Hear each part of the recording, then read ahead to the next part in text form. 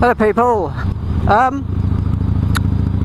I realised when I was sort of going through my videos, my vlogs and my old vlogs, that although you've probably seen the Dyna, the bike I'm on, when I did the mods, and there's a picture of it on one of my intros there, I haven't done a walk around. So hopefully, if it's quiet, I'm off to the spot where I did the walk around of my Fat Boy Special, the one with the big ape hangers on it, and I will do a walk around of this bike. It's only going to be a short vlog just to show you guys the bike and tell you a little bit about it. So yeah, so this is my vlog for a walk around. Enjoy. Okay people, here we are. This is my ride, my Dyna Superglide Custom. Now a Dyna is kind of in the Harley range, somewhere in between Sportsters and Softails. If you look at the front, you'll see that it's got a Sportster front end, slightly fatter tank, so a sort of slightly bigger profile coming at you, but it's basically that end is a Sportster front end. The only mod I've done to it is to put those pullback risers on that you can see, which for me gave it a much more comfortable riding position. Unlike the Softails, you've got standard pegs.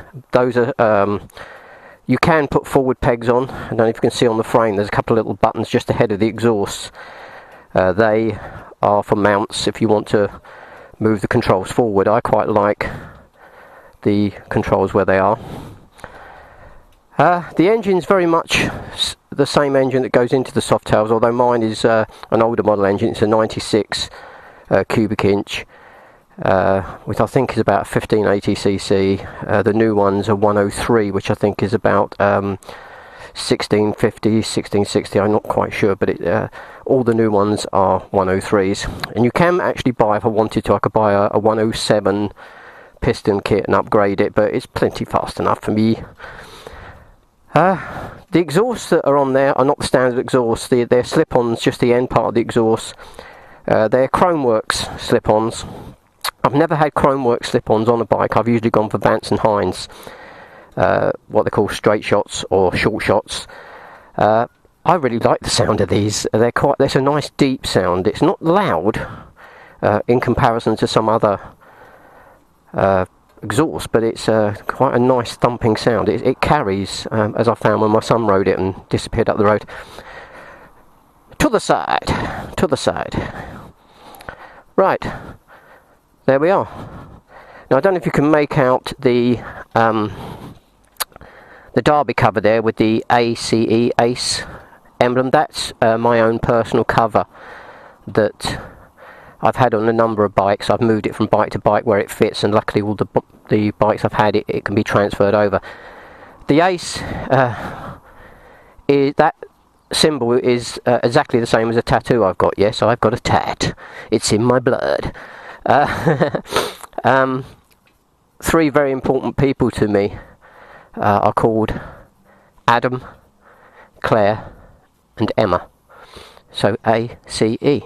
People just think it's a standard ACE, but it's not. The tattoo I've got is sort of red and black, whereas that's obviously just silver. Didn't really want to have red and black on you wouldn't see it on a black derby cover. The reason the derby cover's black against the chrome is that all the other bikes I've had have been dark. So I've had a dark primary cover, and this one happens to have chrome. I don't know if you can also make out underneath, hanging quite low there, is a gremlin bell. Now if you want to go to my old channel, you'll see a vlog about gremlin bells. So I haven't done an awful lot to this bike since I've had it. Obviously the derby cover is a change, the pullback risers, and really that's about it at the moment. And apart from the upgrade, it's got an ignition module underneath the seat, because I had the slip-ons, and I've put the high flow air filter on.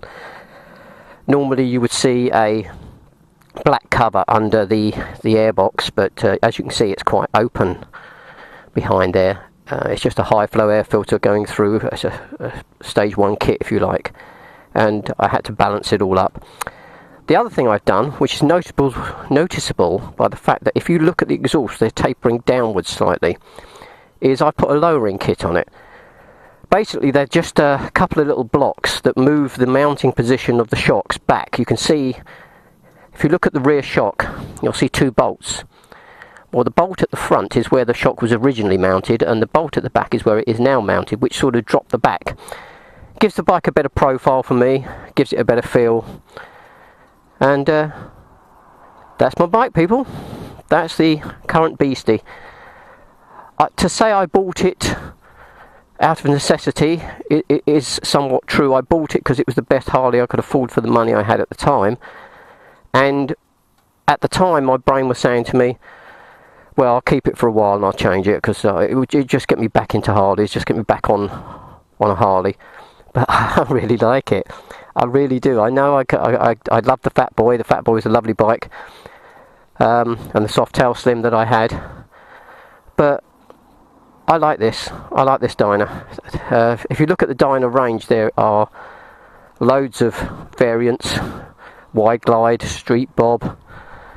All very different, but all part of the Dyna family. So it's sort of classed as an entry level to the big V twins.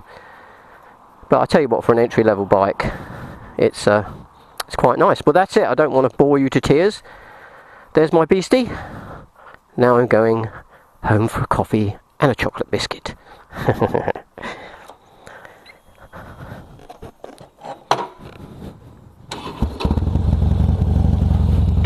See you later, guys.